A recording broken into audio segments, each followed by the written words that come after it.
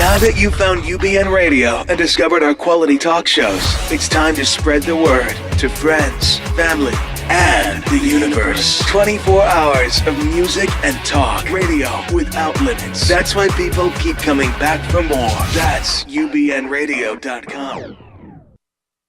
The Marla and Dave radio experience begins in 3, 2, 1. Now, if you're ready, we will begin. Welcome to the Marla and Dave radio show. This is reality radio with a couple that keeps it real. Current events, pop culture, music, relationship, fitness, the hot topics of the day. Marla and Dave Thomas. This is the Marla and Dave radio show. Real radio. Welcome to the Marla and Dave show. But wait, there's no Dave. Party! It's the Marla show. Oh, what will I do with all this time? Nobody to clock watch me or anything. Block me, talk to me. Oh, I'm Marla and he's Dave. Not. But I do have some very, very, very fun subs for now. And by the way, Dave will be joining us, but you know, his first family is really 5 guys that, you know, they call themselves Take 6, and they happen to literally be performing down the street tonight and tomorrow night at the Catalina Jazz Club. So they're doing with Manhattan Transfer. So you see what I'm saying? So in the meantime, I'm going to just ask our famous engineer, Tony, to turn on his mic. Don't act new, Tony. I don't know what to do. You don't? I'm just kidding. Of course you do. Leave that to me.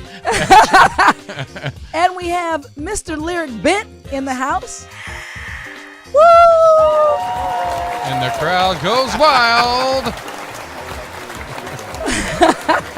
Have them walk with me everywhere I go. So the first thing before I get into what's going on in Tony's world and what's going on in Lyriq's personal world, before we get into his acting career, his illustrious, lengthy career, I want to give you guys an update.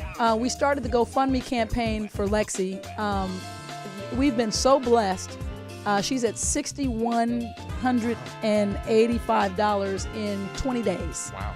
From a total of 69 contributors, and our goal is 12 grand. So I believe that we can still get there, and thank you so much again for in advance for all the continued support. She's going to make us all proud. Trust me. Each of you is going to get a shout out on the news sometime down the line when she graduates, I think. Yeah. Do you want to shout out on the news somewhere in like some small podunk town like Plattsburgh, New York? Do you want, just randomly? Holla to everybody out there listening to the show, because we are no good without you. What? That is so true. Without you, you drive us. Without you, there's no us. It's true. And that's so true. Thank you, Lyriq. So you can tell a performer and somebody who appreciates the support of those who, because without you, there really isn't any us. Well, there'll be a Tony and Marla, because we have a tour coming up. We do. Ebony and Ivory. Whoa, whoa, whoa.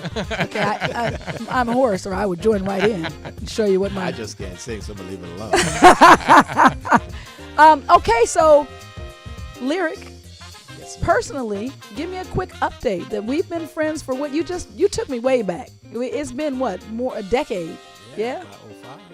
Wow. So on a personal note, what's your week in review? Just talk to me about your week. My week. Wow. I'm going to have to talk about last week. All right, tell me about last this week. I don't know. Well, last week was a lot of hurry up and wait, where just coming off of some interesting projects, and so the phone starts to ring, and then you got to start picking and choosing and making sure that you make some right decisions.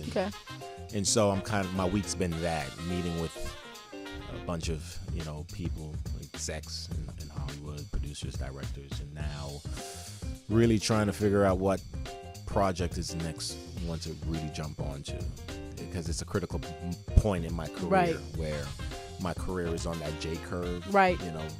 And so I don't want to be that guy. Whatever happened to that dude in that movie? Right.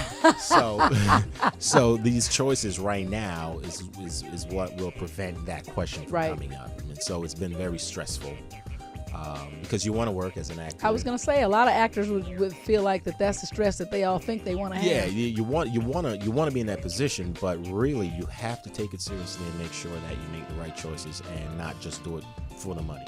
Okay. Because the money short term doesn't come close to the full picture. All right. Well, I'm gonna jump over to Tony.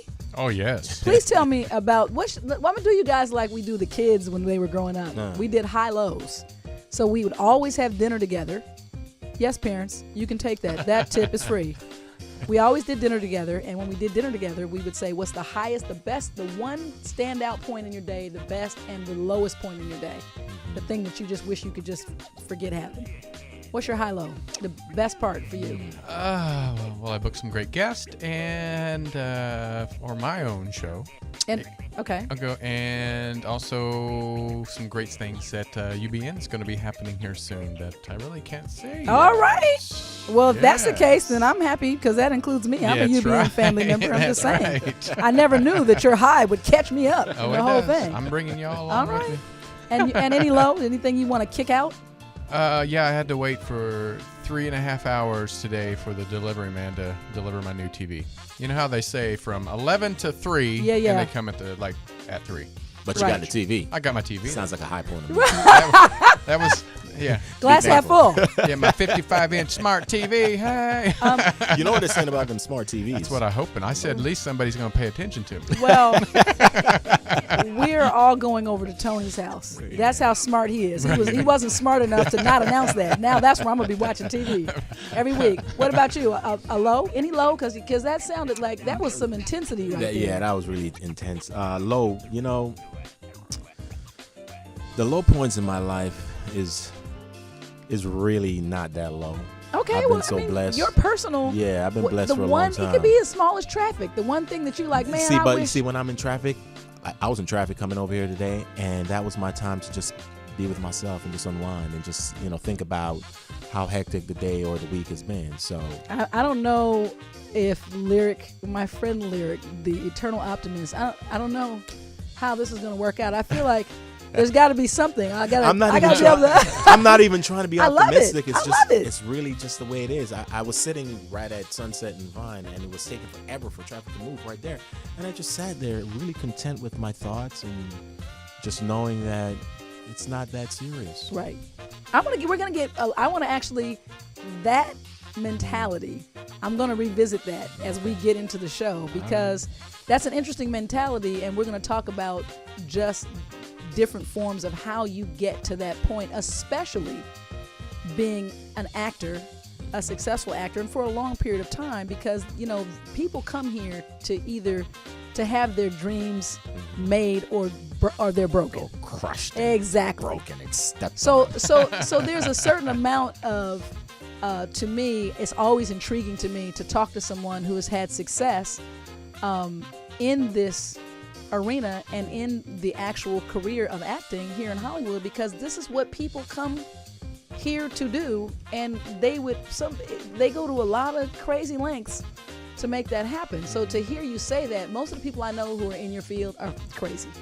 I'm just gonna put that out there. They're crazy. They're just they're all I'm not gonna disagree. I'm not disagreeing. So I'm just saying, for you to even have this spirit of just contentment, and what I really heard you say is you just utilize every moment. You're living in the moment. Your moment is traffic, so in that moment you're going to be good. Tony, I'm going to tell you, when I'm in traffic, I'm ready to kill. I want to kill myself, the people near me. No, you know what? You don't have your bat jump out of the car and start I'm only a road. I can't have a temper, but my rage is only not about what is. My rage is always about injustice. For example, I had to come close to snatching a lady up because she drove down the wrong way. All the arrows were pointing in one direction, and she honking her horn at me, and she ended up flipping me off. And I'm like, okay, this buck stops here. Mm-hmm. So yeah, I could be a little touchy with that. But I want to talk about our kickball situation But I'm going to wait for Dave to be able to join us because we're going to have to find out why Dave is the leader of Team Hell Yeah, and yet he keeps abandoning his team at their greatest time of need. So we're going to talk about all of that and more with Mr. Lyriq Bent when we return from this break. You're listening to the Marla and Dave radio show on the Universal Broadcast Network. Current events, pop culture, the hot topics of the day. It's time for Mad News on the Marla and Dave radio show. Ladies and gentlemen, Marla and Dave. I don't know if you guys are familiar with this fact. I know that I'm bringing this up for the people who are watching and are here with us in our little madhouse. I'm bringing this up. I know that it has already happened, but I'm going to talk about it in retrospect of what went down. Angie Stone. Lyriq, did you know that Angie Stone went to jail? I heard about it. What was more impressive to me was that I didn't know she had like a 40-year-old daughter or something like that. Her daughter's grown. Like, she's a woman. Yeah. Yeah. Whoa, man. Is she like 35 or Yeah, she's. I don't know her exact age, but yes, you're right. She's got mid-30s. children. Yeah. Right. She's a grandma. Right. She looks Well, great. yeah, me too. So what? Well, you have. But I'm just saying. What do you have? Why'd you throw the grandma thing in there? No, because I just didn't know that about Angie. Really? No, but I knew that about you a long time ago. Okay. Well, but let me tell you about what Angie Stone and I, Tony and Lyriq, might have in common. If my grown kids are up in my house acting crazy and pushing me to catch a case, which now Angie has one, from what I understand, what I read, it was over her that she was not happy with what was going on with the children, and the daughter stepped up and got her teeth knocked out. Angie Stone knocked her daughter's teeth out they had a fist fight in the house, and she threw an object. Yeah, threw an object and took the teeth out. So I guess, one thing. That's what you get for talking back, even when they're grown. Honor thy mother and thy father. And in the case of my friend Lyriq, the eternal optimist, it was not a Marvin Gaye situation. No. She kept her life. That's It could have been, you brought me in this world, I'm going to take you out. So be glad you got away with just losing your teeth. Let your mother out of jail.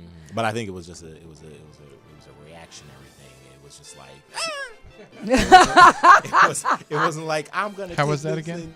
Yeah, right. He had the sound effect and everything. It was a jerk reaction thing, and she was apologetic. But you have to, for those of us who have children, you have to say, once you get grown, it's no longer about you being a child. Like I tell, Monique teases me all the time, and I said, you do understand that there's no more calling Child Protective Services. This is a fight between two grown women at this point, so I dare you step up. Don't even think I stay strong on purpose. Anyway, the other thing is I'm going to share this with you guys. This is my Are You Kidding Me news story. Would either one of you guys like to smell like a Whopper? No, hell no. Oh, come on, Lyriq. Why not? Okay, so in Tokyo, Burger King is going to begin to sell a cologne. I'm not sorry, not Tokyo, Japan. And for anybody who wants to smell, even when they can't get a bite of this BK, is putting the scent into a limited edition fragrance. No joke. I believe you. It's coming from where? Japan? Japan. I mean, why don't you just work at a fast food restaurant? Well, because if you can't eat the Whopper, you want to smell like the Whopper. Well, just work there and you'll get the smell on you, and you just get it for who free. wants to smell like a Whopper? There's something wrong there. Waft my Whopper. You don't want to waft my Whopper? Come fries with that? Now, what part of the Whopper? The onions, the tomato, the meat? What part of the burger? I think if you get the cologne, now you brought up a good point. You should be able to order it the way you like. That's their slogan, right? Hello? A burger your style, how you want it. I'm just saying, this is what makes me wonder. Hold the pickles, hold the mayo, hold the onions. I want my fragrance to just be the meat, the cheese, and the bun. That's what I'm looking to do right there. And the last thing for me is, and this again is off topic, but I'm intrigued by the Duggars. Huh? I think that there's got to be some kind of a slight mental imbalance for someone who delivers 19 and counting or 21 and counting, all those children born to one family. When does it be? I heard. It's a show. Yeah, I heard about it, but Duggars? I've not been well versed on it. You don't need to get versed on that because you are dealing in sperm, and she would have to then deal with, a very beat up uterus. So we're going to let that go. And I'm just saying that kids cost money. So if you're thinking about that, stop thinking about it. It's just too much. It's overkill. There's a such thing as too much of a good thing. Yeah. You guys are tripping. There's just a lot Bottom of line. irresponsibility going on over there. So here we go. We'll be right back to talk with Mr. Lyriq Bent about his acting career and all of the things he has on tap. I'm excited. We'll be right back. This ain't your mama's radio show. Can you handle the truth?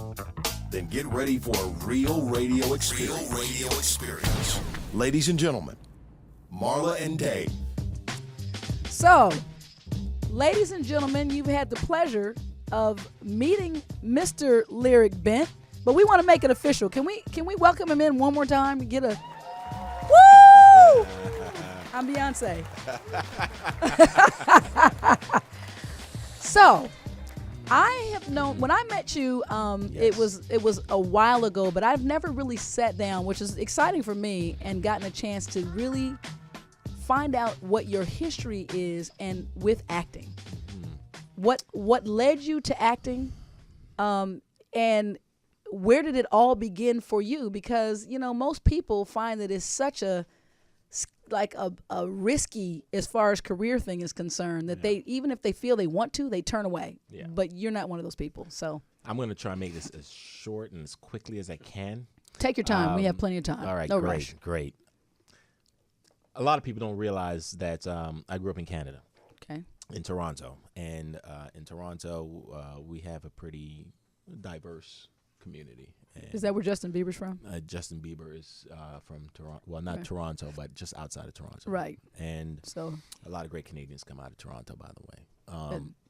can you stop him from tearing shit stuff up?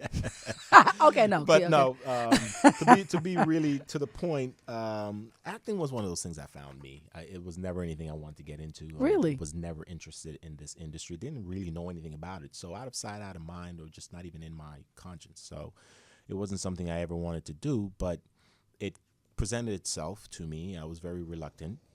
Because I just didn't want to be a part of that world. In Right. my mind, that world was very weird, very odd, crazy people. Right. So I'm not trying to be a part of that. So Not people who are definitely not people who are calm in traffic. you understand? No, not them. So it found me, and long story short, I thought, this is stupid. All right, Wait, whatever. Lyriq, you said it found you. Do you have one of those stories that where you were walking down the street No, and you well, I looked was- up and somebody was like, "Wow, you're dreamy. You guys want to come right?" Not too far from that. I was actually going door to door selling long distance phone service.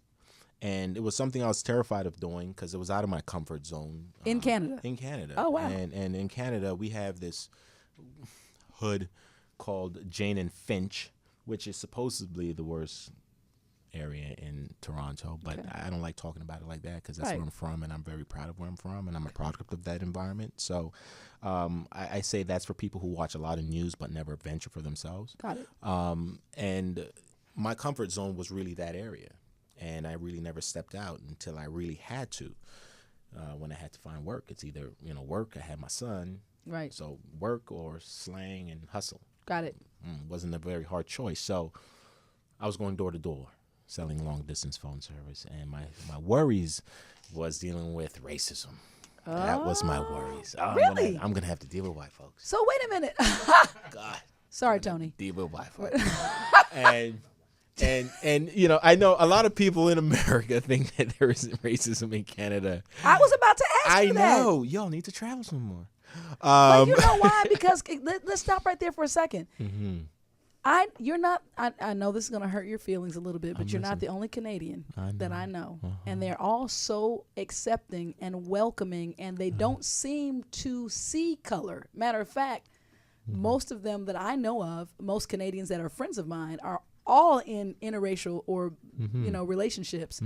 But it's not. It's because there's no color, not because one's better than the other. They're just cool with everything. Well, we don't see color until it's put in front of our eyes, and we're told to look. I mean, that's Canada. It's very diverse. It's very multicultural. It's very, very much so. And until you're forced to look at it in a negative way, then you're like, really? And you want to appreciate the fact that yes, it does exist, but where I'm coming from, it doesn't exist in the same way, but it does exist. Okay. And so back to the whole acting thing. My concern was dealing with white folks, Right. because I thought I'm going to have to deal with white folks. I've not had many bad encounters. Right. As a kid, I did, but I didn't look at it or thought of it as racism. Right. Because I didn't know what it was. Got it. Maybe it wasn't. Maybe it was just kids picking on that kid. Right. Because originally I'm from Jamaica, Okay. and I had a thick accent. Okay. I had a thick accent, so it was just kids. So you're not born Canadian. I'm born Jamaican.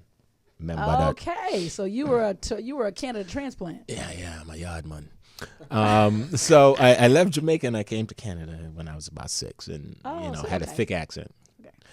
And you're forcing me to tell the whole story, You know what, Lyriq? but I'm gonna This tell is it. my show, and I want to know. And I'm gonna tell it, damn it. And you want to know too. No, so 6 years old, very thick Jamaican accent, Right. And so I didn't look at anything outside of I'm in a new environment. I know nothing about it, and everything is culture shock. Got it. So the few times I was picked on, it was by this one kid, Billy. Never forgot Billy.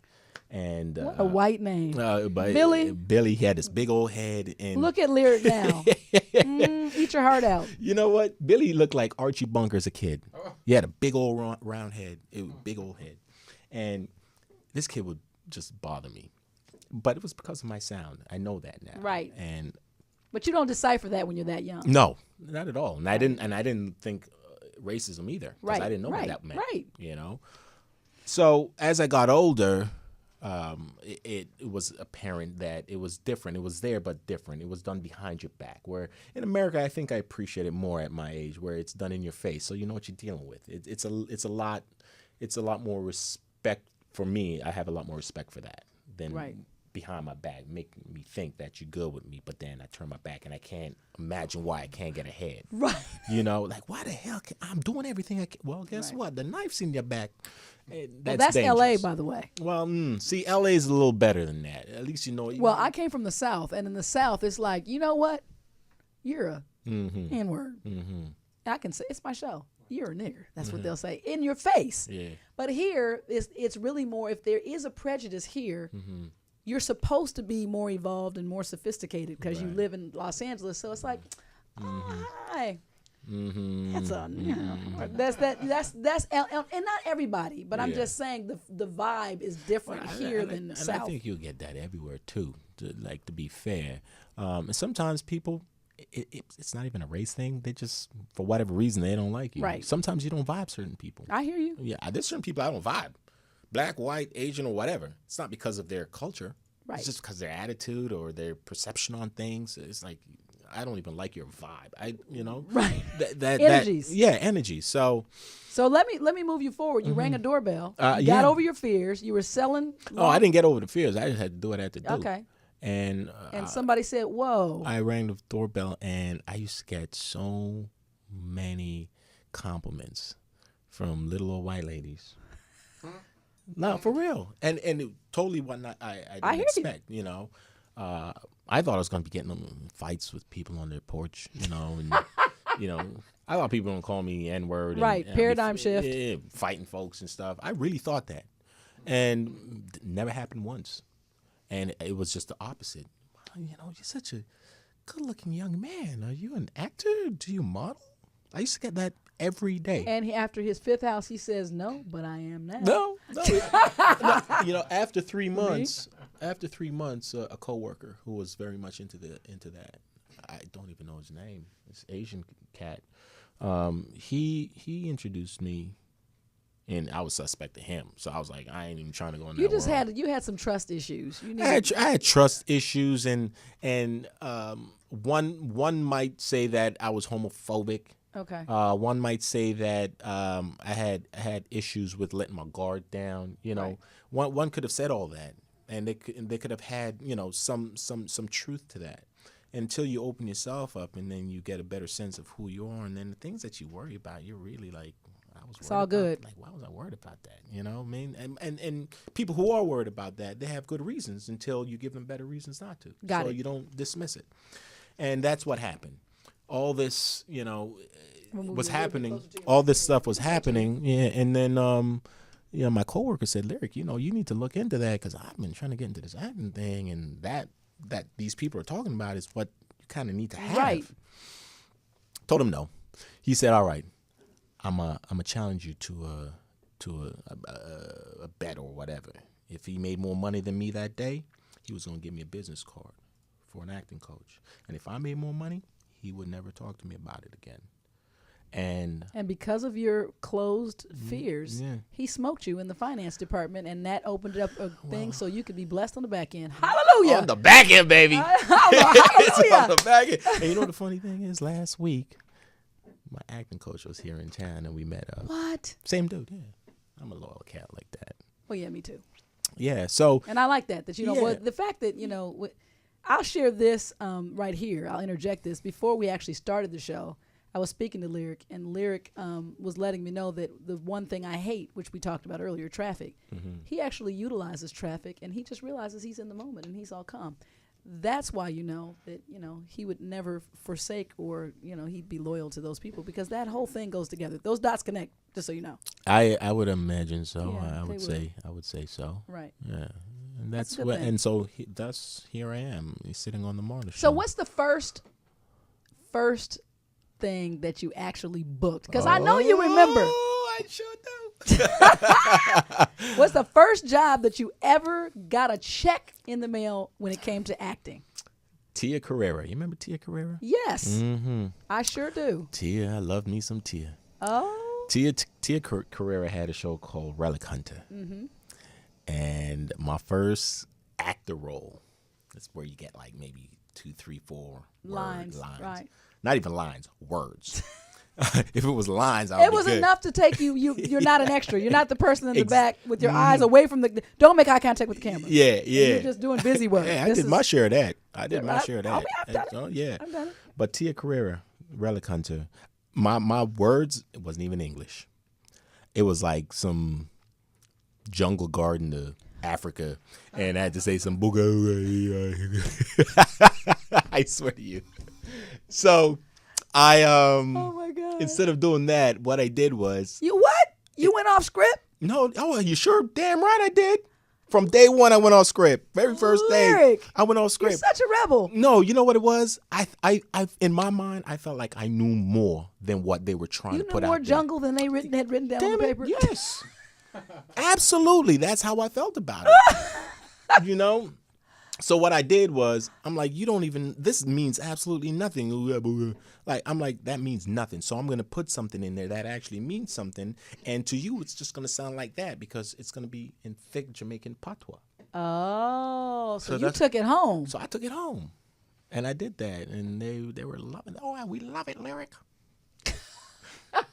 So yeah, and that was my launch. And I remember I was in Walmart at 7 p.m. and I got the call from my agent, and I swear to you, I felt like I made it. I felt like I've made it. So you got the call that they booked you. Now they Yeah. booked you on that from Canada. Yeah. Wow. Yeah. So is you guys are a right to work situation up there. So in other words, do you have all the minutia of in Canada of unions and Well, not only that. Back then, there was a great incentive to shoot in Canada because the dollar was so strong, right? Expensive, right? And so a lot of production shot in Canada, and thankfully I used that to build my resume and to really, use that momentum to come here and pretty much start from scratch. But I had that resume to back me up. You know what I'm saying? So yeah, that's kind of how I did it. I did things my own way. It's rebel. It's right. rebel. We have people in the chat room, and someone actually wrote that. They said that was very ballsy. Is that right? Yeah, No, that's it's not very ballsy. It's ballsy. only ballsy when you think you're doing something that you shouldn't do. When I did it, it only felt right. Well, there was no other option. But let's say this though. Let's be honest. Mm-hmm. And the honest conversation is, you just pointed it out earlier. Mm-hmm. As someone who's a minority, this is not. Your career has been long, and this is still. They're still complaining about not having diversity on the Oscars. Let's just keep it real. So for you to actually be a black actor in your first role and show up and come up with some legitimate jungle when they told you to say oogly boogly boo and you came up, I'm with Tony. That's a. You know what? Like I said, if I were to sit and think about it like that, I would say, yeah, ballsy. But on the day, it didn't enter my mind. This is the right way to do it. Right. You know, you want me to put life into something? Here's the breath. Who are you to tell me it's not the breath that's going to give you life? It just gave it life, right? So until it's not breathing, tell me no, it's not working. Like I just had no other options. I wasn't contemplating. I wasn't thinking maybe I shouldn't do it. It was, this is what I'm doing. Okay. So, you know. And it worked. Of course it worked. I did it. It's done. You It's can watch done. it. So go back. Everybody knows. But really, if you think about anything that you do, if you're going to do it with conviction, it's just, you're not doing it thinking that it's not right. If that makes any sense. It just comes from a real place. So you got started very young. So was there anything else that you actually I got started young? When I say that, I mean with acting, like you were talking about having My a son. ass was old. No, Lyriq. What are you? 24? You 20 When I started now, like you're. because I was gonna say no, I was older than 24. when I started. What I'm saying to you is, you were saying that this wasn't something that you were contemplating doing. no. It just kind of drug you in. Yeah. Was there another career path that you considered for yourself, or were you kind of just in a mode of kind of just making ends meet? Well, I was in my last year in college. I was studying computer graphics technician. Okay. And I really did that for my parents. You know, they brought me to Canada to get a better education and all that stuff. I finished high school, had no idea what I wanted to do. Always knew I was going to do something great. I remember telling my mom that at 14. And then again, a really close friend of mine at the age of 19. And that last conversation brought a lot of things to perspective for me, because I didn't get the encouragement. I didn't get the. I was going to ask you. Yeah. I mean, we growing up in African American, you know, and I'm just going to say black, because I kind of resent the African American thing. We'll have that on the show one day, but not now. We're going to touch on it later. Yeah, okay. I resent African American, but growing up in a black home, there were due to the struggles I think our parents encountered. They're always trying to guide us into, rightfully so, in love, avoiding the pitfalls. And I know that entertainment is hard enough. So I was going to ask you, and especially if your parents were Jamaican, what was the support for you when you said, "Hey, I'm going to be an actor"? That never happened. You didn't tell them? My parents never knew until actually somebody told my mom that they saw me on TV. And that's when it hit me, and I thought, oh, wow, I hurt my mom. I didn't even realize that I did that. I was always a cat where if I'm going to do something, I do it. I don't look for approval. I just do what I got to do. And when I was studying acting for years, I really fell off the map. Okay. I want you to stop right there. When we come back from this next break, I'm going to find out. I want to get more into the situation and how you actually dealt with it. I just want you to know that you are getting the exclusive no one's ever gotten. Right here, live on the Marla and Dave Show. All for you. Lyriq Bent. We'll be back in a minute. Listen up. Learn something. 26 years of marriage from two unique perspectives equals 52 years of relationship experience. It's time for Ask Marla and Dave. Answers to your questions about life, love, and relationship based on Marla and Dave's real-life experience. It's about to get real. Ask Marla and Dave. Well, normally you'd ask Marla and Dave, but Dave's butt isn't here. So today you're going to ask me, and I'm going to tell you. And ironically, we didn't know Dave wouldn't be here, but this particular question is only directed at me. So Dave was just going to have to sit here and do this. So he doesn't have to do that. So here's the question. Dear Marla and Dave, this question is for Marla. Dave has been in the limelight forever, and he also travels a lot. Yet you seem so comfortable, at least from a distance.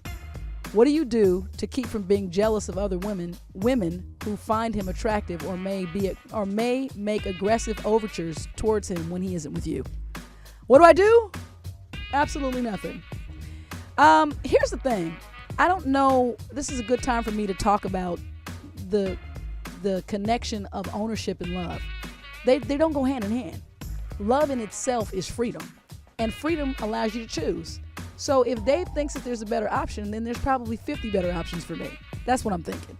So the reality is, if you love somebody in the total picture and essence of who they are, you have to let them be who they are. When you fall in love with someone and you try to adjust or change who they are, it's always going to be a losing battle. So settle in, deal with yourself, because in reality, don't jump on the person. If I'm insecure, what's wrong? What am I dealing with? And that's what you have to really decide. So, ladies, go for it. It's all good. In the hood, right here in the Madhouse. So I hope that answered your question, and I really do want to encourage everybody to really think about that. You know, your independence and your security and your self-esteem is really just that. It's self-esteem. So build it, work on it, do what you have to do to be sure that when you go forward and you project what it is that you want to have in someone, they're the qualities you're possessing within yourself. So that's the best thing I can say for that. What do you think, Dave? Really? Yeah. Yeah. Dave agrees. He says yeah. Anyway, back to the show.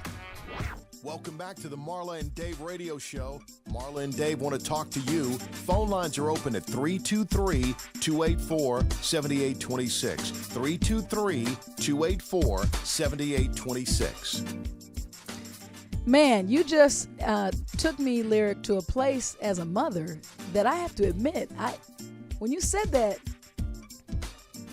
told me, I felt like that my heart, that I would be crushed. I really did. Like I feel like because you love your kids so hard that I feel like that my first thought would be, why, son? Yeah. What? Well, Why'd you hide this from me? Am I that atrocious? Were you scared of the shoe? Like what?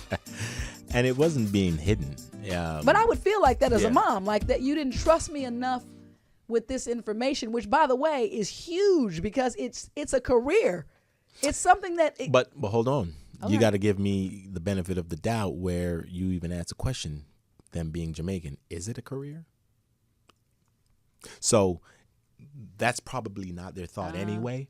So But she was hurt though, right? Well, in my mind, I think so until I heard her say, she did, and it was the way she said it.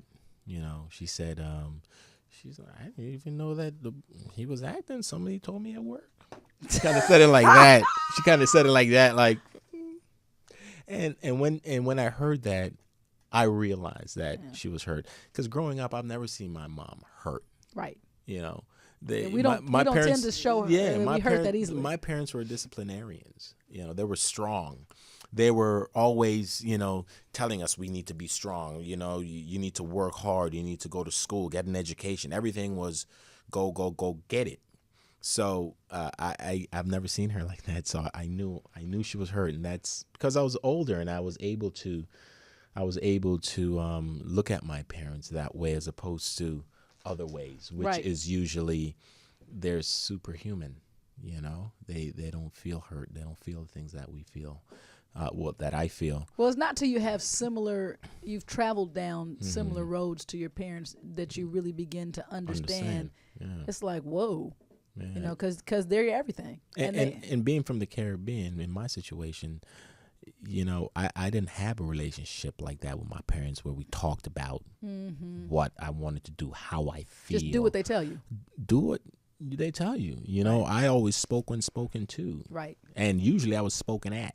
Right. And it wasn't a bad thing. It was just that's the way it was. My world. That was my culture. That was my culture. Now, I don't know about everybody else, but for the most part, people from the Caribbean could relate to what I'm saying. Mm-hmm. I can relate, and I'm not from because my dad's just from Arkansas. From the South. And the South is a lot like the Caribbean in terms of how they discipline and how they do things, and it's very similar. So that was the first time. So I didn't have to deal with my parents approving of me doing it. Got it. I had independence from the age of 14. I was kind of doing. What does my that own mean? thing. That you took care of yourself? I was making my own money. I made I didn't have to wait for mom or dad to cook for me to eat. For me to wear clothes. I was under their roof while I went to school and got an education because that was my job. And I went and I worked and I DJ'd, so I made my own money. So I didn't go to them for much. So for me to go and make a career choice, I didn't feel like I had to go to them for that. So I was very independent in what I did, and in that independence, I forgot to share. And no, really, somebody very important to me told me that I was selfish with my career because I just didn't talk about it. Right. Because when but you that talk, wasn't the habit. it's just when you talk about it to people who don't know about it, they tend to bring up things that make you weak. You know, not on purpose, but in their minds. Well, they're trying to help you, but in reality, they're hurting. roadblocks. Yeah, Because if you love them, yeah. you will consider their words, whether you have to jump their obstacles or not. Exactly. Tony Fontana in the chat room says he was brought up the same way as you, and he's white. I think. Yeah. That's what he said. Okay, that's cool. Then he's got some culture. Right. He's got something, some weight holding him down. You know, because if you don't have weight holding you down, you can float away real quick in this game. 2 quick seconds. Tony, Alexis Lawrence needs to be at the gate as well. I hate to. Alexis Lawrence will be joining us a little bit later because we have someone here for the MaD match, our inaugural MaD match. We're going to hear what happened on her date. But in the meantime, this is very interesting. Yeah, you're going to get a chance to be part of that. I'm sitting in. Yeah, you are. Oh, you're here. All right. Oh, you're here.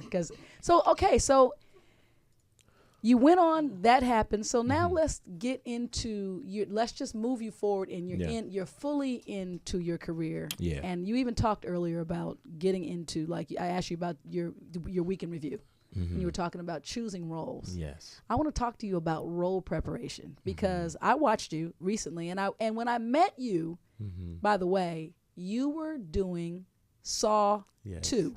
Well, yeah, it was Saw 2. That's the first one. 2005, yeah. And you went on and did 3, and you went on and did 5, I believe. 4. Yes, 4. I did 2, 3, 2 and 4. Okay. Yeah. But what is that? Because clearly you do your own thing. You go off the thing. You write your own. Guys listening to this, he's a super creator. He's doing his own thing. You're changing scripts and making up your own, Jamaican jungle. But in the meantime, what is Lyriq? Take us into role preparation. So you get the role. It's you want to talk about Saw? Cause whatever, because I'm sure you just, recently most people are knowing, because it was interesting. We'll get into the Book of Negros. Yes. But the conversation of the Book of Negros came up at a table after a kickball game with literally like 18 people. And I'm like, you guys are watching the Book of Negros? Yes. Because, in other words, that it was just a group discussion. So that was recent. That's what, everybody's watching that now. But just as you prepare, those are two very different things. And I was going to say, it's so different for each project. Preparation is so different. Character preparation, you get inspired from the weirdest things and weirdest places.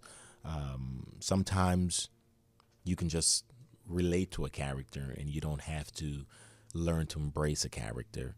Sometimes you have to totally open up your mind and allow yourself to just be taken away into this world of this character, because you can't judge your characters or else it just won't work for the audience. And so if you read it personally and you're not liking the characters the way an audience isn't going to like the character, you're going to have a very hard time trying to portray that character. So you got to drop all of that and just love this character and justify everything he does so that it makes sense. Because a bad guy doesn't think he's a bad guy. He does it for a reason. There's a motivation behind everything that you do. Absolutely. So you have to be able to do that, and that's something you learn with every project. You learn and you get better and better and more comfortable. And when you take a look at your work over the years, you see the growth. And so it's been interesting for me because I've always gone with my gut, my instinct, my vibe, which is very scary because there's no rhyme or reason for certain things that you do. It just feels right, so you do it.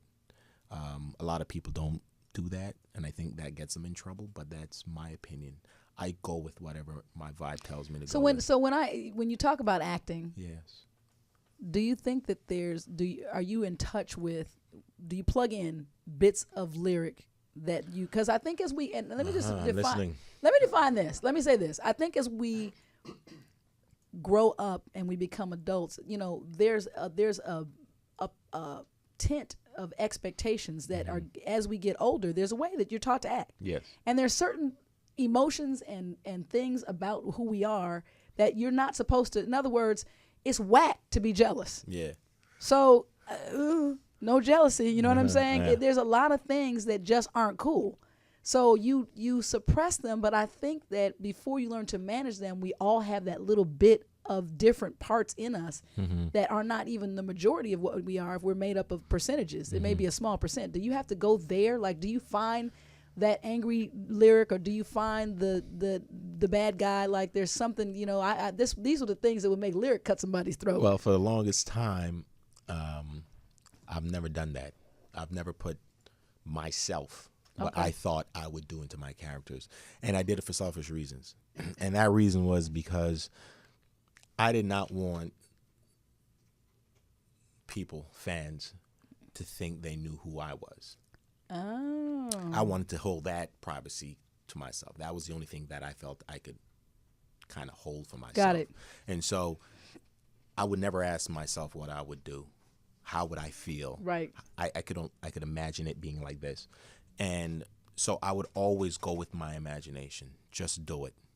Go with whatever feeling comes, go with it. Which is very difficult. I was going to say, most people don't approach. That's why I asked you about your role preparation. I've never heard that before. It's very difficult because you're in constant wonderment, not knowing.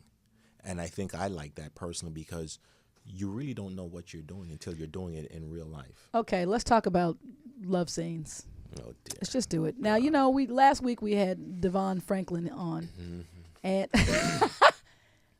Lyriq Bent, ladies and gentlemen, is drinking water. He's in preparation for this scene. the love scenes.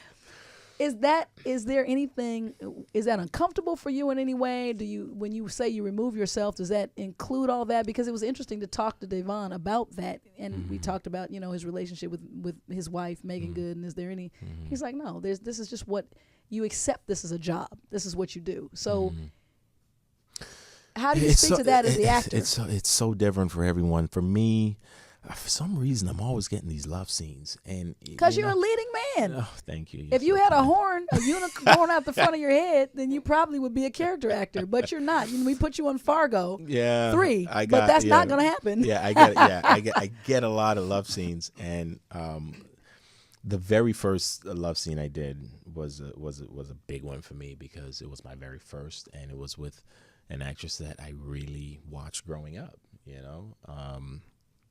So I'm going to call her out, too. No, I'm not going to go. Oh, we want more exclusive. Give it to us, Lyriq. But anyway. But it was for Showtime, so, Oh, yeah, you really, yeah. So I was buck naked. Did you really? You don't have to wear a little? And, well, yeah, Come on, Lyriq. it was in my contract to have on, like a little... like a little thing. Mankini, a little mankini, and you didn't do that. But I had it on, but it just popped off. It didn't work. Yeah. And then the director had an idea that he wanted to shoot like this, so if he came up my leg, they would see Lyriq. it. So it was just like one of those things. Where can we find this? And that was, but here's the thing: I was never told that I was going to be doing all of this. So on my way to set, I get the phone call. Are you kidding? So Lyriq, apparently yes, you're gonna have a love scene. There's going to be some nudity, but no frontal. I got it in the contract, no frontal, and you got to have a face towel over your frontal. And I'm like, a bathroom loincloth. Yeah. But with that, my biggest thing, I remember saying to the actress, I apologize if I get excited here, if something happens, and is that and I apologize if nothing happens.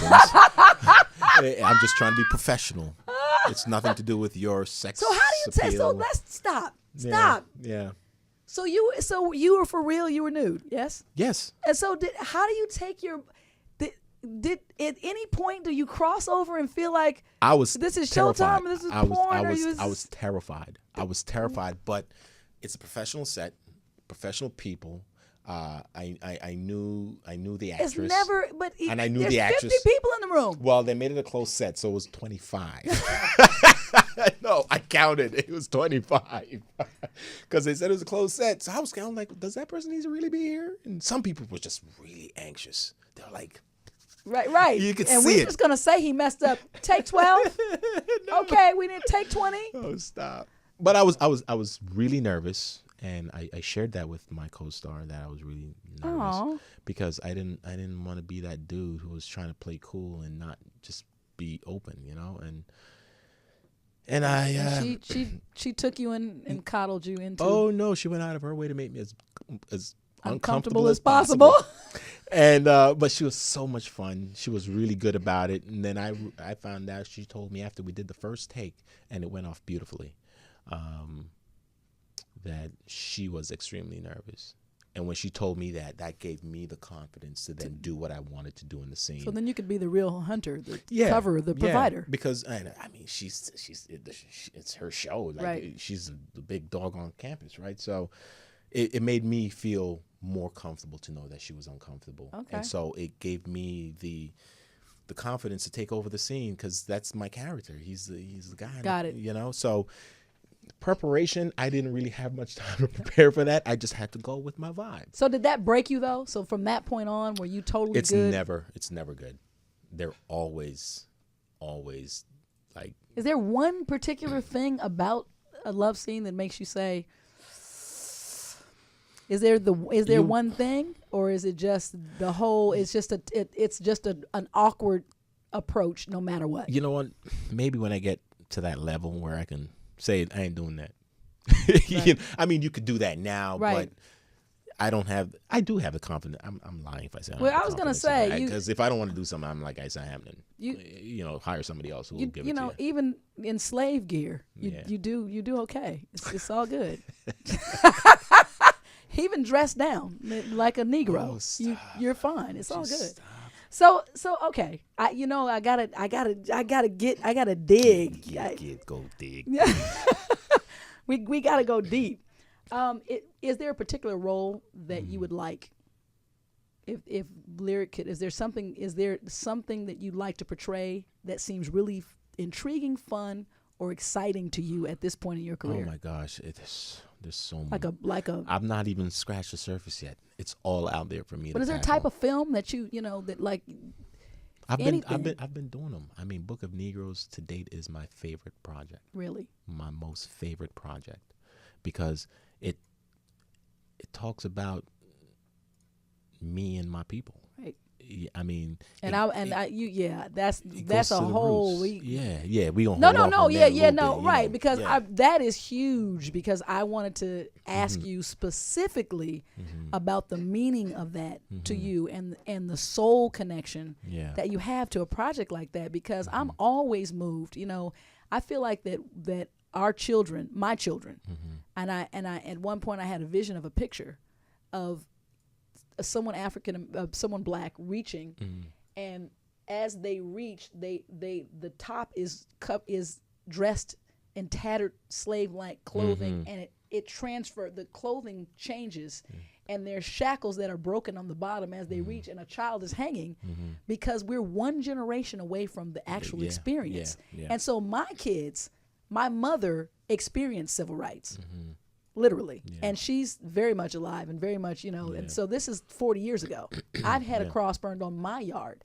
So I'm always, Selma, these are the projects that I just, that are done for real. Yeah, for not, real.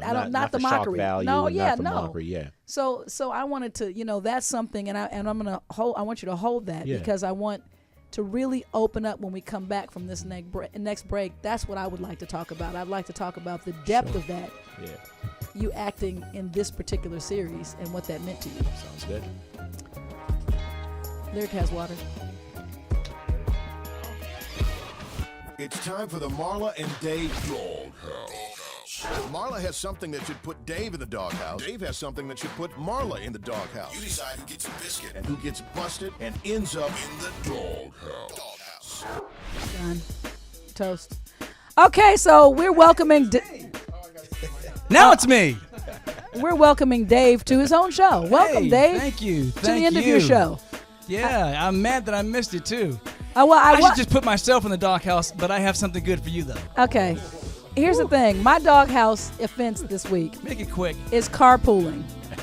I'm very perturbed, annoyed, and just discombobulated about the fact that David Reginald Thomas, having 2 other group members in town, does not think about the environment, his wife, and her sanity, and why in the hell can't you carpool? That's the question. If you and Claude and Vin are all going to land off the same plane and you all live within 20 minutes of each other, why can't you get together and speak instead of, me need sex, me need food, me need clan? Well, we don't need sex from each other. But no, anyway, but I'm just saying, that's man anyway, talk. let me respond. So we don't actually live that close to each You other. do. Be quiet. We all live in the valley. Be quiet. You're done. Thank you. Hey, Marla's done. So here's the thing.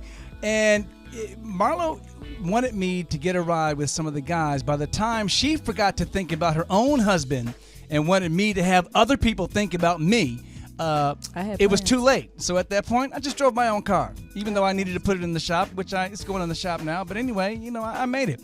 The reason why I say Marla should be in the doghouse is because this is one of many. I'm going to be going on this tangent for at least 5 weeks. So here's the issue. Marla comes in the house the other night. It was last night, I think. She said, "Why is there a pile of shoes at the steps?" Didn't say anything. The reason why? They were her shoes in the pile, and they had been just thrown into my studio. You never know when you might have to run out the door. So I had somebody come into the shoes. studio today, and, Marla had my studio looking junky. Anyway, I say Marla goes into the doghouse because she uses my studio as her junk room, just drop-off spot. The back door to the garage is there, and the shoes have to stay there because they don't. No, they don't. Lyriq, there you go. And I'm just saying, I too. Good point, Lyriq. Good point. Good idea. Anyway, that's the doghouse. Sorry I'm late, Vote. but hey, Tony, help me. you guys weigh in and vote. Thank you. What's the action? You'll laugh. You'll learn. You'll learn. You'll get mad. Shut up! You'll get happy. But you won't be bored. This is the Marla and Dave radio show on the Universal Broadcast Network. All right.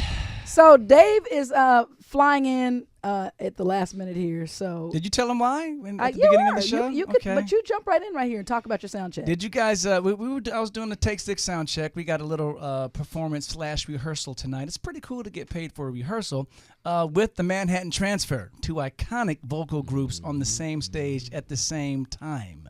That's very It's nice. gonna be hot. Is tonight the night that I get my debut solo? Yeah, no. Anyway, so we were running a little bit behind. I was so angry. I bragged to Tony that I would be here right on time. Can you Photoshop me into the Book of Negros? And I actually wanted to be here to talk to Lyriq, too, because I heard him talking about his loincloth experience. Oh, my God. But what I want to know was your co-star in the loincloth? Oh, no, she was not in the loincloth. She was in her birthday suit. At least I had the Nice. cloth.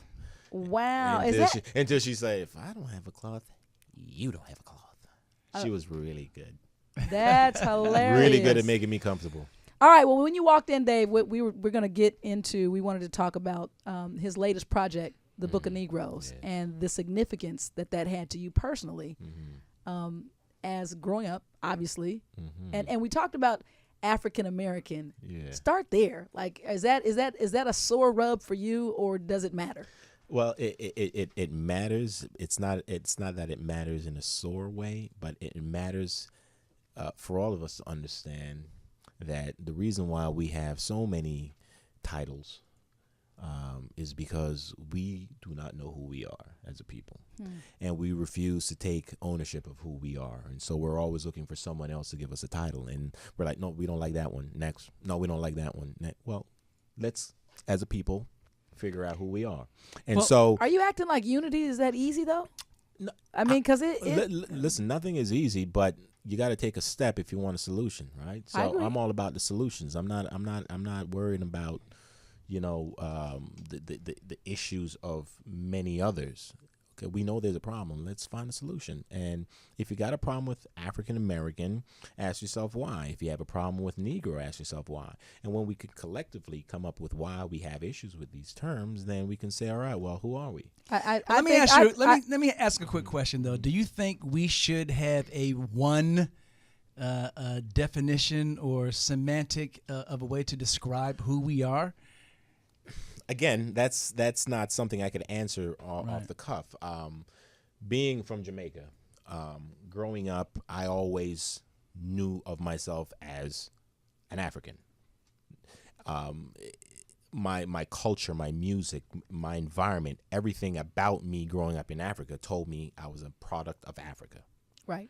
It doesn't matter where you're from, as long as you're a black man, you're an African. That's how I was taught. Right. And so, coming to North America, I start hearing these different terms: African Canadian, African American. They say African Canadian. Yes. And so, wow, and I so, never knew that. Yes, and so, Tony? and so, for me to have the term African, and then wherever you're from, I find pride in that, because you're acknowledging me as an African, and I believe myself to be an African, because to trace my roots will take me to Africa. To trace any black person in America, their roots will take them back to Africa. Well, actually, to trace anyone's roots, they go back to Africa. Yes, all human beings. But you know what? I'm not going to get into that. I'm trying to figure out where we come from as black folks, and then we figure out where white folks came from. But I'm just saying, at the end of the day, yeah, I believe that, but it seems like everyone else is comfortable as a culture in terms of who they are. But black folks, we still running around. Well, I'm figure that out. I'm going to tell you why I don't like African American, because I believe that black people in America are founding citizens. This was built.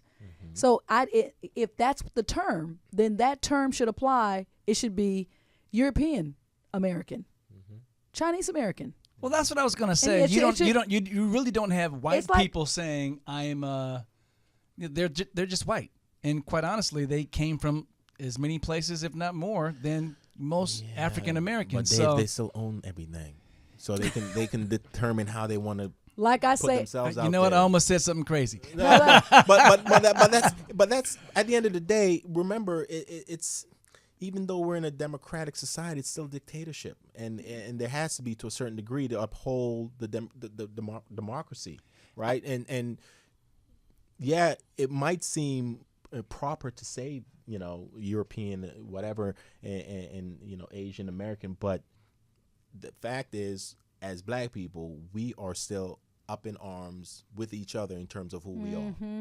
Well, and I think there might be too much pressure on African Americans or black folk, any way you want to describe the semantic. But and I'll tell you why. In other words, we always have to have someone who speaks for every single black person, every single African American, and that's pretty difficult to do. We are as diverse of a people as anybody else. We have different ideas, different philosophical perspectives. So to say that there's one African American perspective would be ridiculous. Well, that's not what he's saying. While I know that's not what you're saying, I think the whole idea to say, one thing that, say, Lyriq wants to be called something, David might want to be called something else, Marla might want to say that we all have to agree, is what I'm saying. Might be a ridiculous notion. Well, not necessarily ridiculous. I think what we need to identify is, where do we come from? How you want to be addressed is another right. issue. I was going to say, that's just a label. Where do we come from? What's your origin? What is your origin? What is your root? Every number has a root, right? I agree. And so what is our root as a people? It's Africa. If we understand that humanity came from Africa, why do black people have such a problem with identifying themselves as Africans? Right. Because if you look at the geography and the way our bodies are built, we're built for that part of the That's continent. right. That's why we are right. Yeah. So why are we so afraid to accept that? Well, we're not I don't that. Yeah. understand. Okay. Well, I'm not. We can go down the rabbit hole forever. But I want to talk about the Book of Negros. But in the Yeah, meantime, so there's a couple of statements in the chat room. I'm not sure which statement, Brian, but Brian Thomas, Dave's brother, says that's not the issue due to the concept of evolution. And Tony Fontana says, I agree with Lyriq on his last comment. So he's in total agreement. Well, I'm not even trying to be right. I'm just trying to get people to understand and think for themselves. And Well, just Tony get a agrees sense. with you, and Tony's white. Yeah, so well, that we'll just know, make that. It's just we And he agrees he's from Africa. Right. We just gotta really take a stance on who we are and start making decisions for ourselves and stop leaving it up to everybody else to validate who we are. Okay, now let's go. Book of Negros. Yes. Talk to me about that project. Talk to me about what it was like working on that project, and was it personally profound for you, and in what way?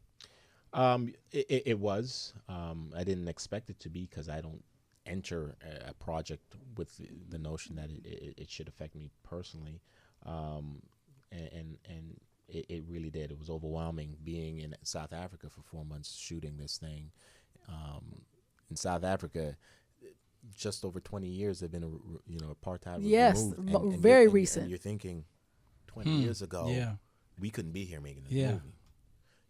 And it was surreal because you're seeing so many different faces, so many countries in this condensed area, and the different dialects that you would hear.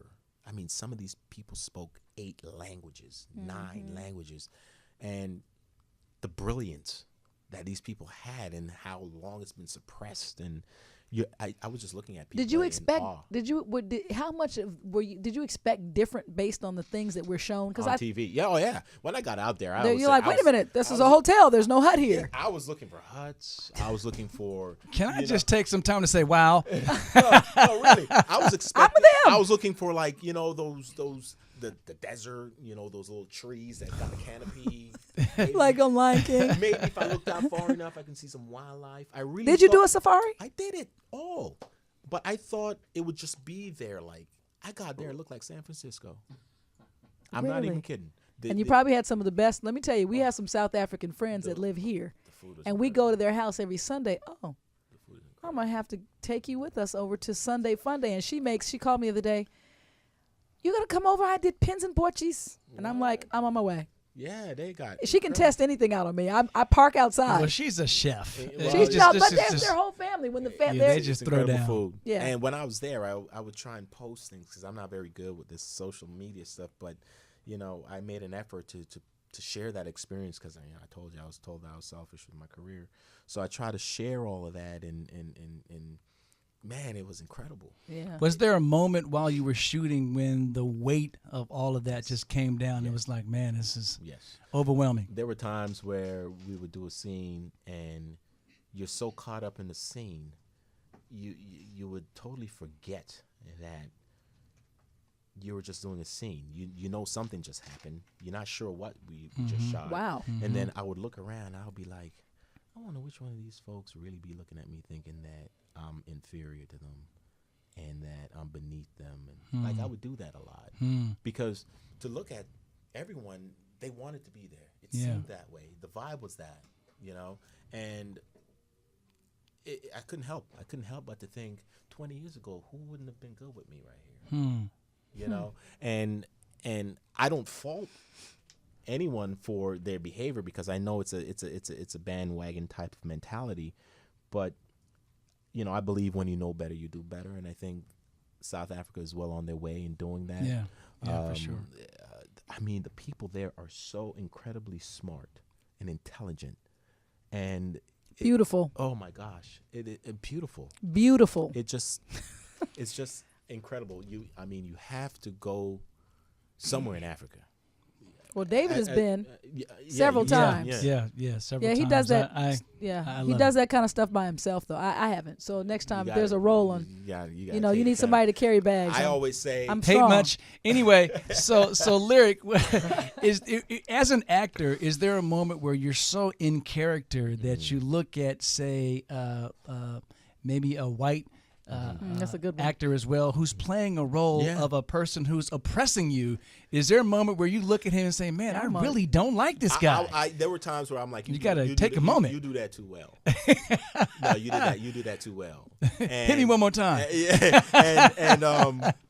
And you want to say, man, you're great. You're a great talent because sometimes it's just done so well, and you just got to respect people's talents and know that we're all there, telling a story, and you don't want to take it personal. Right. And you just want to be professional with it. And what I like about the Book of Negros is that it's a story that educates. It wasn't a story to point fingers. It wasn't a story to make one feel guilty or want to feel anger. We didn't focus on those areas. We've seen enough of that, and there are so many beautiful stories that come from that time that we need to tell. And I think Book of Negros is a perfect start to something like that. And I love the fact that it was through the eyes of a woman, which has never been done. I was just gonna say this, man. I'm not only proud of you as an African American brother, but also as a friend, but also, it was so well done, and I hate to say it's kind of embarrassing, but shocking that it came from BET. I mean, that was a great miniseries, man.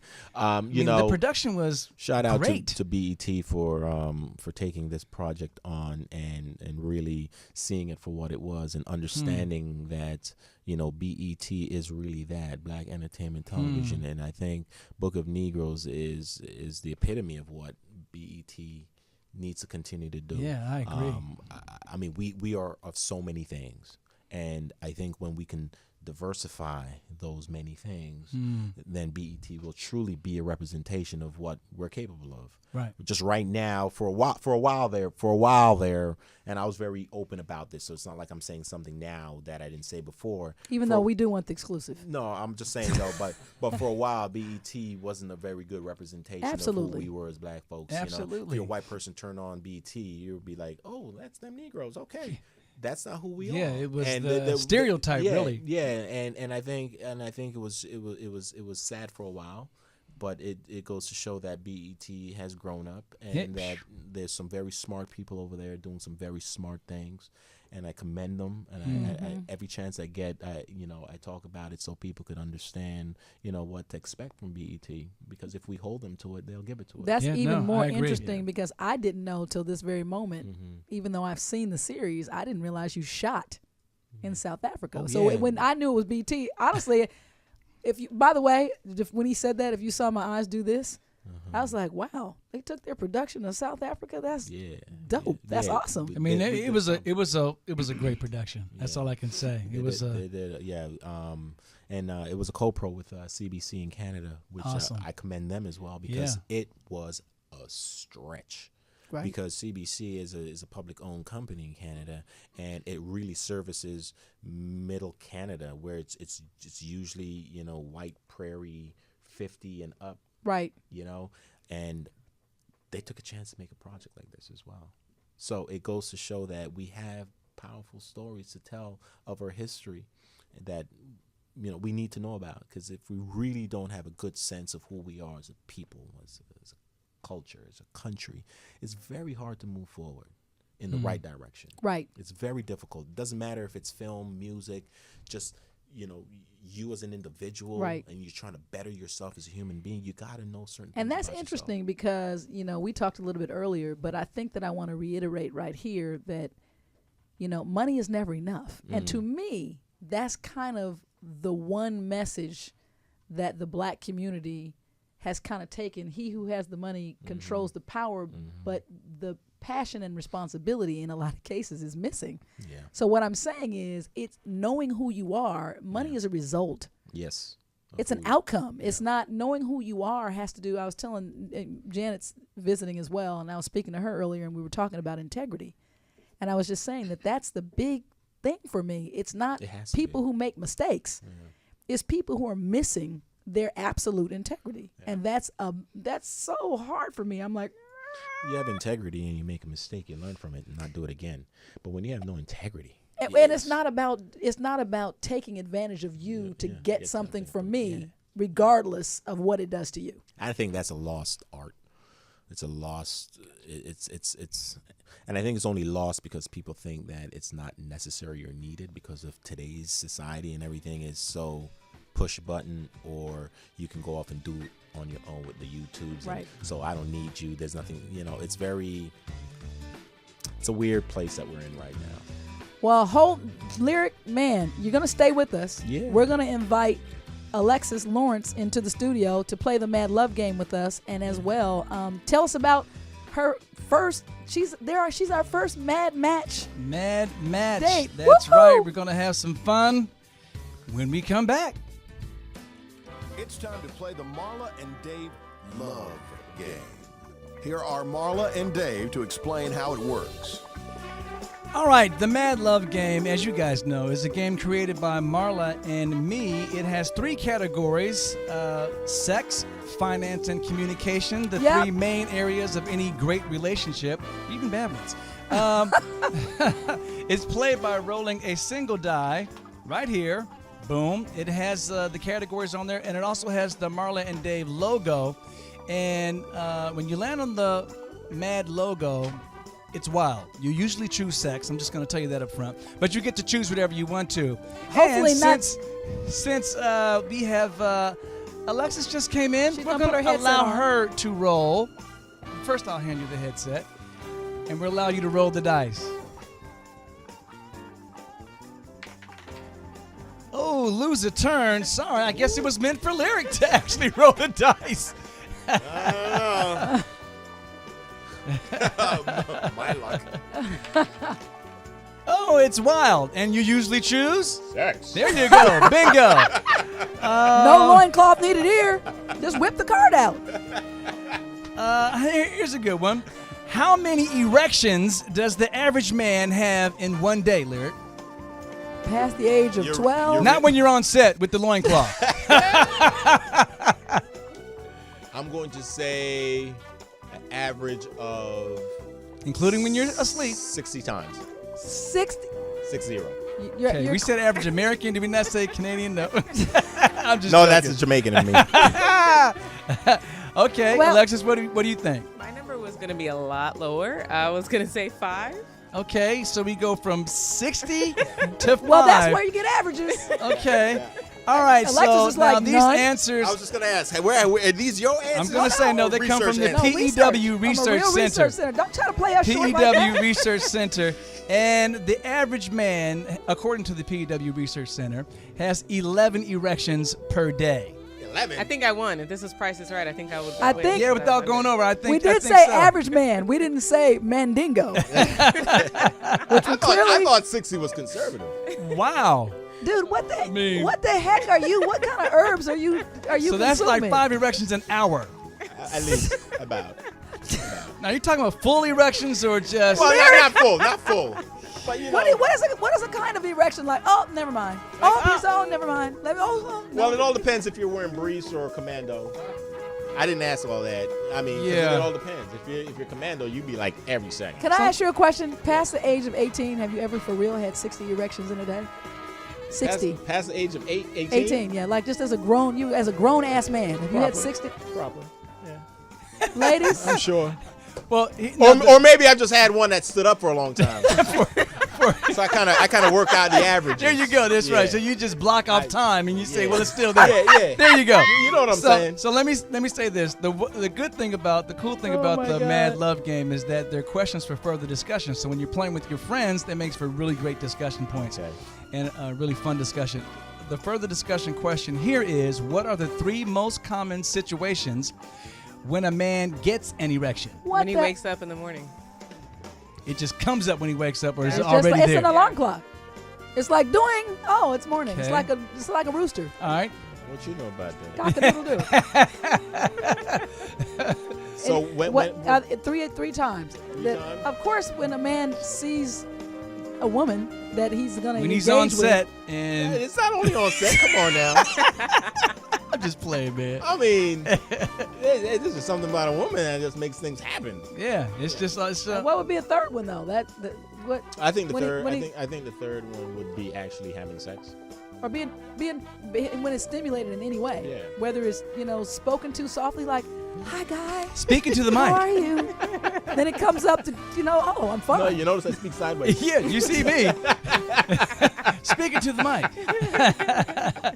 So All those- right, well, thank you guys for playing the Mad Love game. You can get the Mad Love game at www.marlandave.com right there in the store. There you Make sure you get a copy and play with your friends. MaD merch. It's a lot You of might fun. want to think twice before you play with your mom, but hey. And you might want to be careful if they're from Jamaica because you never know when Clearly, this they'll be erect as they play. So anyway, thanks for playing the MaD Love game. David is a thinker. I never do anything without thinking about it first. Marla is a feeler. I basically wear my personality on my sleeve. But when Marla and Dave get together, it's like a match dancing with a firecracker. This is the Marla and Dave radio show on the Universal Broadcast Network. All right, so we're going to skip the poll question this week. We want you to we're really interested in your answers and your participation in the poll question. So go to www.marlandave.com. We'll share the result of this week's poll question with you next week, and the poll question I'll tell you what the poll question is for you to vote on for next week. Is jealousy a sign of insecurity? Yes or no? So you'll find that www.marlandave.com. And in the meantime, we're going to just jump right into our friend Alexis Lawrence. Welcome back to the show, Alexis. Thank you. Glad to be here. All right. So Alexis is smiling. she is. We beaming from ear to ear. We put we matched you up with someone and sent you out on a date. And what's our slogan, Dave? Is he or she the one? Who cares? Who cares? So there you go. So we're all about fun. It's not. Lyriq is having a hard time with that, but let me tell you why. We think there's too much pressure on dating. So you're trying to look for a husband or a wife. That makes the date, you wanna it's too much have pressure fun. for the date.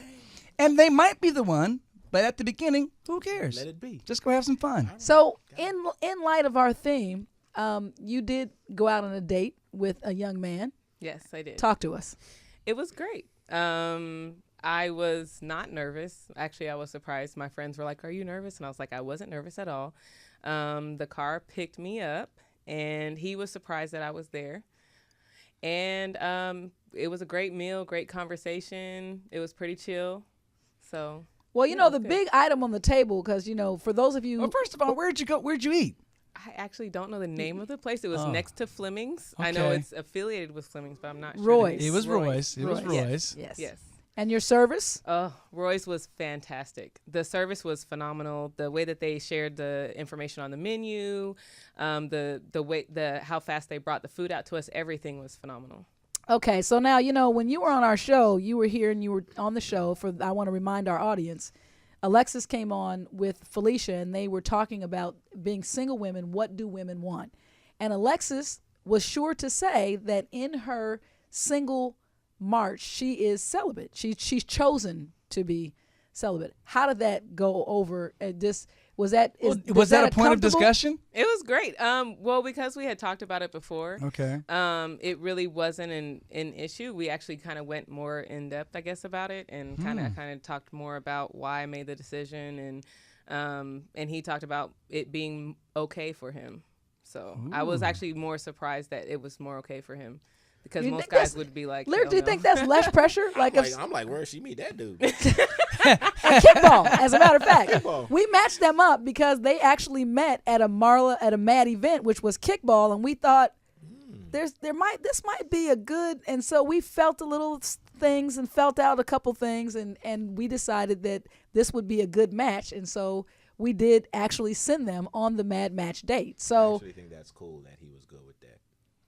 Lyriq, you are a 60-pluser, so No, but I'm cool with that. Like, I'm for real. Like, so would that it's be cool? would that be a deal breaker for you? Honestly, No. I mean, No. you'd be totally good. Yeah. Would you think that there was gaming involved with that? If there was who in there? Gaming, like if somebody said, No. I think if you encounter someone and you truly feel a certain vibe for them, then everything else is peripheral.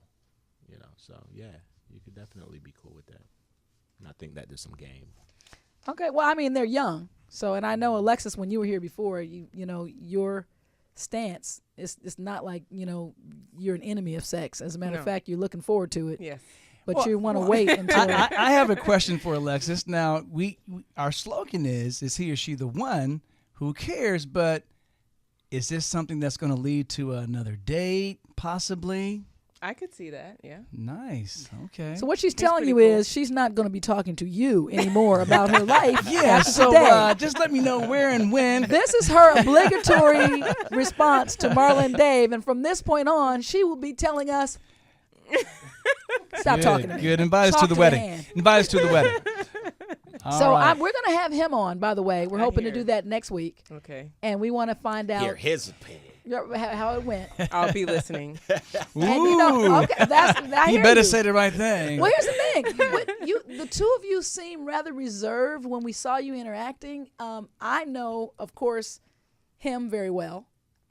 He's a very shy individual, for real. So was that is it your compatibility that made that not an obstacle? Because he seems to have no problem talking to you. We talked the entire time. And the one thing I liked is that there was no pulling out of the cell phone, texting, anything. That is awesome. What? That is awesome. Did you need to say that up front, or just No. everybody was on the same page? Yeah. Cool. That is awesome. Lyriq? What? No, Now is that harder than pulling out of the? No. It's just weird. It's just weird to me that someone would be on a date and they would do that. So I just find it odd that you need has to commend be, that. Yeah. Yeah. Well, because it's that. Well, and I'll say this. I was going to post this on my Facebook. I happened to be leaving a restaurant with my mother this weekend, and there was a mom. She had her, clearly a couple were the children. There was 4 children, but 2 were her children, but others were friends. Mm-hmm. And she said, no, everybody back. All cell phones go in the car. And the one girl said she had to be about 14. Well, what if there's an emergency? She said, we'll deal with it. We're your parents. We're here. I don't have my phone either.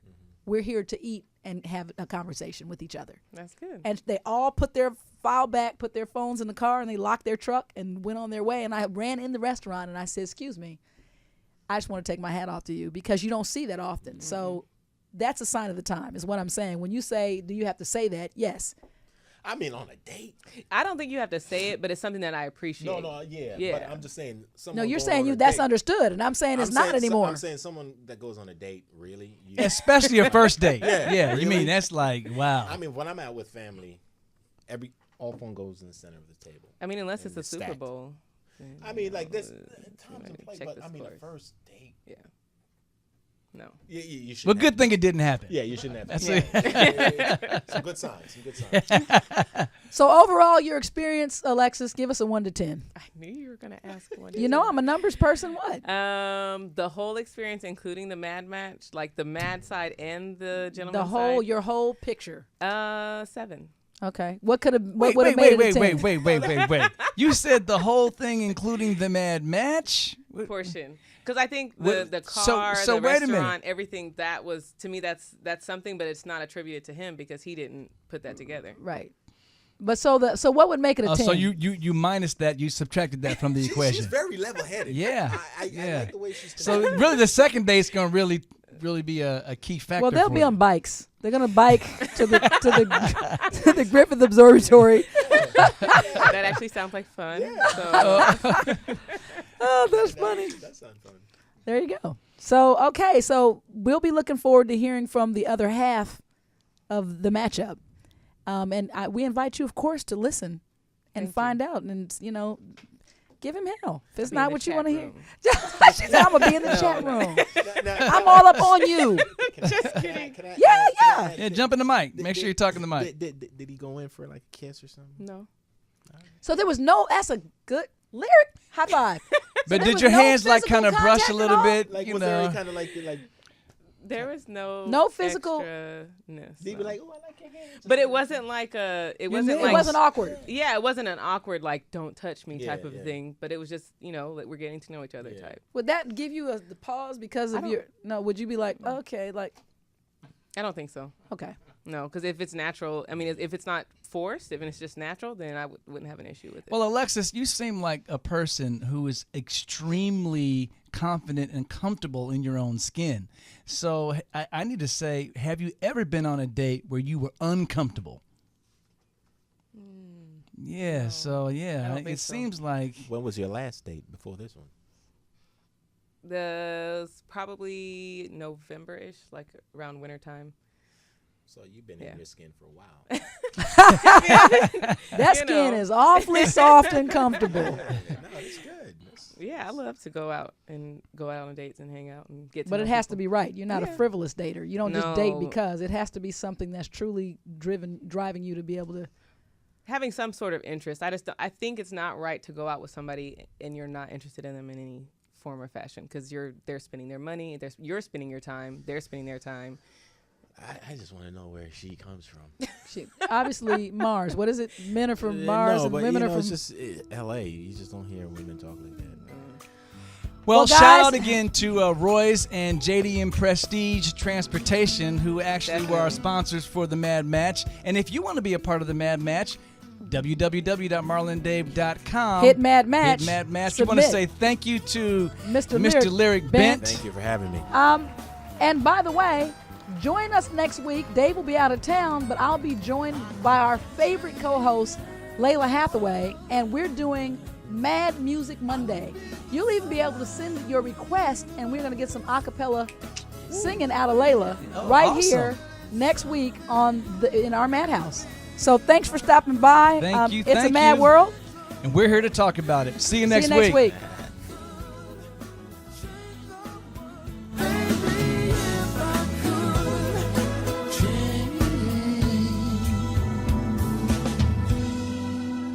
The world